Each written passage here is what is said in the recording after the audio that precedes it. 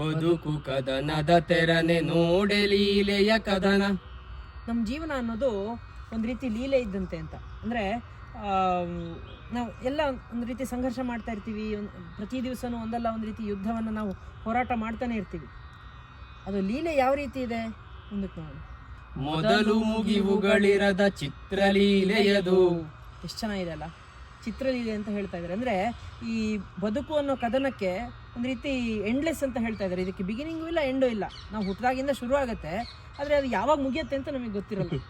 ಈ ರೀತಿ ಅಂತ ಇದರೊಳೆಂದಿಗೂ ಮಿರದು ಸೋಲ್ ಗೆಲುವು ಕಡೆ ಎಣಿಕೆ. ಇದರಲ್ಲಿ ಸೋಲು ಗೆಲುವು ಅನ್ನೋದು ಇದ್ದೇ ಇರುತ್ತೆ. ಈ ನಮ್ಮ ಕ್ರಿಕೆಟರ್ಸು, ಫುಟ್ಬಾಲ್ ಪ್ಲೇಯರ್ಸ್ ಎಲ್ಲ ಹೇಳ್ತಾ ಇರ್ತಾರಲ್ಲ, one team has to lose, another team has to win ಅಂತ. ಸೊ ಆ ರೀತಿ. ಆದರೆ ಮುಖ್ಯವಾಗಿರೋದು ಏನು? ಸದರದಾಟವೇ ಮುಖ್ಯ ಮಂಕುತಿಮ್ಮ.